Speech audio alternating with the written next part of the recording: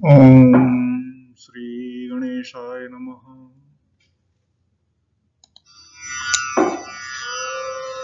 आज हम उस प्रकरण का यद्यपि भारतीय साहित्य में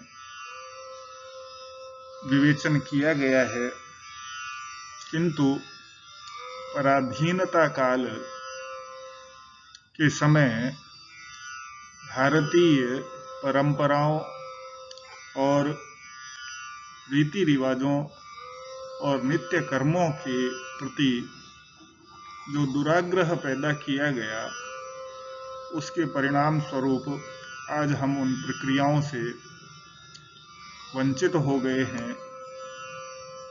हमारा यह वीडियो प्रातःकाल उठने से लेकर सायंकाल या रात्रि काल शयन तक जो भी कार्य किए जाते हैं, उन कार्यों को किस प्रकार किया जाए, यह एक विधि सम्मत विश्लेषण प्रस्तुत करने का प्रयास यहाँ किया जाएगा। आज का हमारा यह वीडियो दैनंदिन कर्म अथवा नित्य कर्म में प्रातःकालीन समय में उठ करके किस प्रकार सर्वप्रथम क्या क्या कार्य हमें करने चाहिए, उनका यहाँ प्रस्तुतिकरण किया जा रहा है। सर्वप्रथम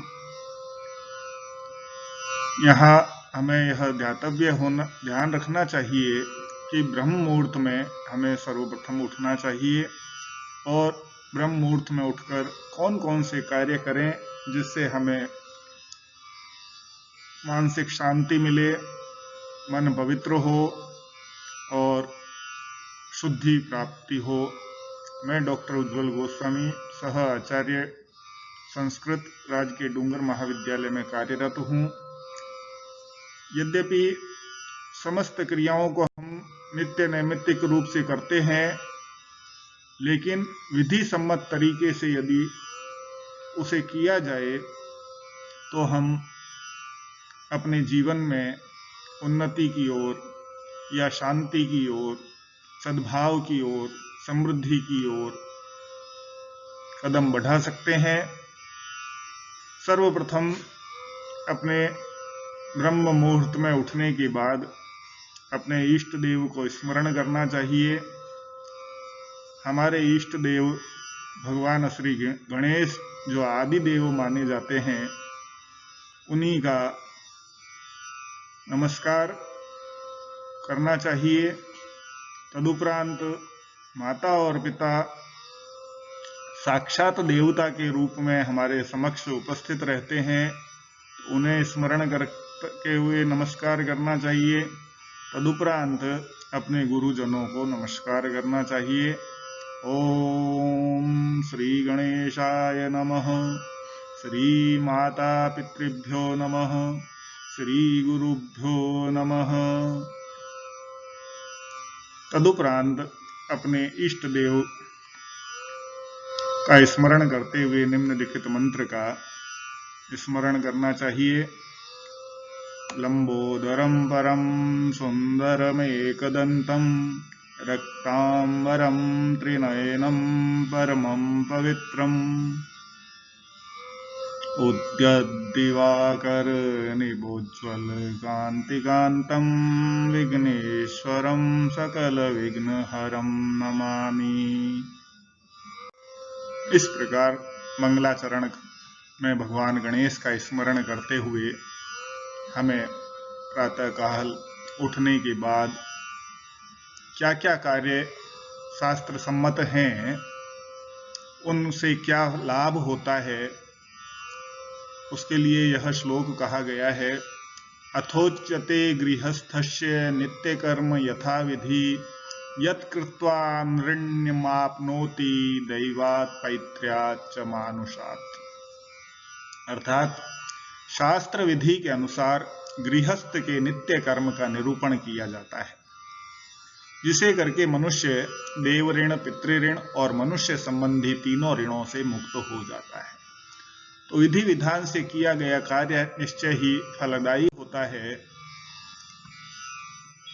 यदि हम दैनंदिन कर्म देखें तो 6 प्रकार के कर्म हमें नित्य करने चाहिए। संध्या स्नानम जपश्चैव देवतानां च पूजनम वैश्वदेवं तथा तिथ्यम षट्कर्माणि दिने दिने। तो ये 6 प्रकार के कर्म बृहस्पति स्मृति में बताए गए हैं। सर्वप्रथम संध्या करनी चाहिए, उठते ही स्नान करना चाहिए, जपश्चैव देवतानां च पूजनम, देव पूजन करना चाहिए, वैश्वदेव बलि वैश्वदेव और अतिथि सत्कार, ये 6 कर्म हमें प्रतिदिन करने चाहिए। तो सर्वप्रथम मनुष्य उठ करके स्नान करे, लेकिन स्नान करने से पूर्व भी हमारे यहाँ पर कुछ कृत्यों को बताया गया है। अब जो निश्चय ही हमें सरलता प्रदान करते हैं, सौम्यता प्रदान करते हैं और हमारे मन में शुद्धता प्रदान करते हैं। तो क्या करना चाहिए? प्रातः उठने के बाद, प्रातः काल उठने के बाद स्नान से पूर्व जो आवश्यक विभिन्न कृत्य हैं, शास्त्रों ने भी उनके लिए भी सुनियोजित विधि विधान बताया है। गृहस्थ को अपने नित्य कर्मों के अंतर्गत स्नान से पूर्व के कृत्य भी शास्त्र निर्दिष्ट पद्धति से ही करने चाहिए, क्योंकि तभी वह अग्रिम 6 कर्मों के करने का अधिकारी होता है। अतएव यहाँ पर क्रमशः जागरण कृत्य एवं स्नान पूर्व कृत्यों का निरूपण प्रस्तुत किया जा रहा है। सर्वप्रथम जब हम निद्रा से उन्निद्र होते हैं, तब हमें अपने पलंग पर बैठकर अपने हाथों का संपुट बना करके, दोनों हाथों को फैला करके, हथेलियों को मिला करके जो संपुट बनता है उसका दर्शन करना चाहिए। क्यों करना चाहिए? यह शास्त्र सम्मत विधि है। कहते हैं कराग्रे वस्ते लक्ष्मी, कर मध्य सरस्वती, कर मूले स्थितो गोविंदः, प्रभाते कर दर्शनम। करावलोकन क्यों करना चाहिए? तो कहते हैं कि हाथ के अग्र भाग में लक्ष्मी, हाथ के मध्य भाग में सरस्वती और हाथ के मूल भाग में भगवान विष्णु निवास करते हैं। अतः प्रातः काल दोनों हाथों का अवलोकन करना चाहिए। तदुपरांत दोनों हाथों का दर्शन करने के बाद जब हम अपने पलंग से नीचे उतरने का प्रयास करेंगे तो हमें माता भूमि पर अपने चरण रखने पड़ते हैं। तो माता भूमि से हमें क्षमा प्रार्थना करनी चाहिए कि सैया से उठकर पृथ्वी पर पैर रखने के पूर्व पृथ्वी माता का अभिवादन करें और उन पर पैर रखने की विवशता होने के लिए क्षमा मांगनी चाहिए। क्षमा मांगने के लिए निम्नलिखित श्लोक है। समुद्र वसने देवी पर्वतस्तन मंडिते, विष्णु पत्नी नमस्तुभ्यं पादस्पर्शं क्षमस्व मे। अर्थात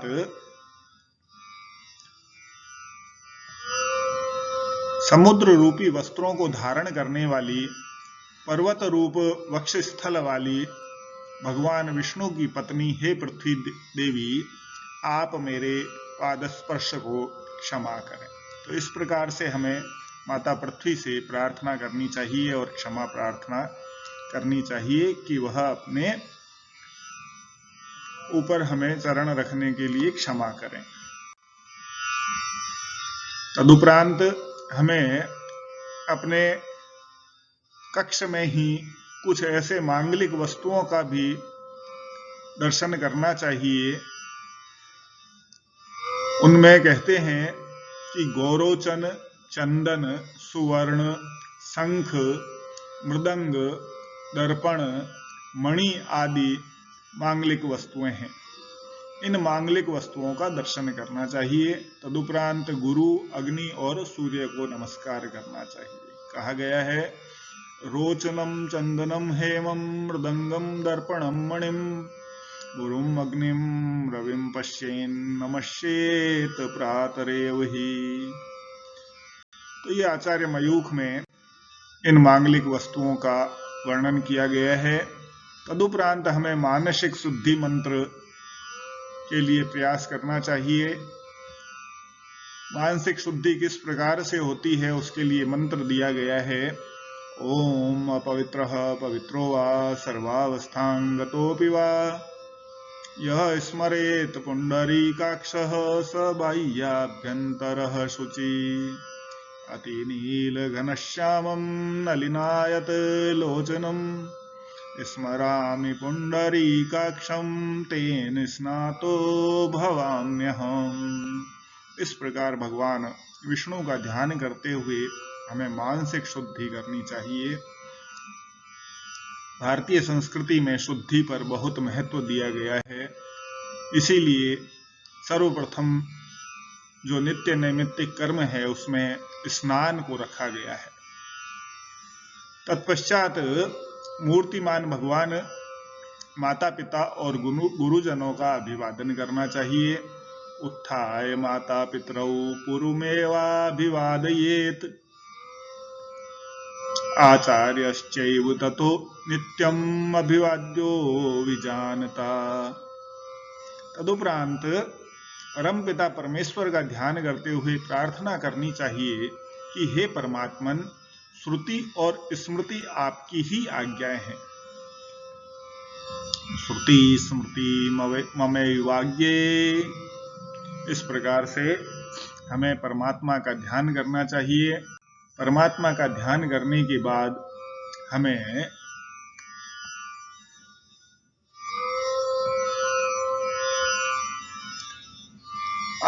ईश्वर से आज्ञा लेकर के नित्य कर्मों को करने के लिए यह संकल्प करना चाहिए कि मैं प्रातः काल उठ करके रात्रिकालीन शयन के मध्य में जितने भी कार्य करूं वे सब आपकी आज्ञा से ही करूं।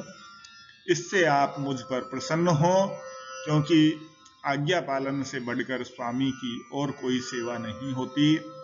भारतीय संस्कृति में समर्पण का भाव प्रमुखता से रखा गया है। इसीलिए प्रत्येक कार्य का समर्पण ईश्वर को कर दें तो हम दुष्प्रवृत्तियों से बच सकते हैं। त्रैलोक्य चैतन्यमयादिदेव श्रीनाथ विष्णो भवदाज्ञैव प्रातः समुत्थाय तपप्रियार्थं संसार यात्रामनुवर्तयिष्ये। सुप्तः प्रबोधितो विष्णो ऋषिकेशेन यत्त्वया यत् कार्यसे कार्यं तत्करोमि त्वदाज्ञया। तो इस प्रकार भगवान की स्वीकृति लेकर के ही हमें सारे कार्य उन्हें समर्पित करते हुए करने चाहिए।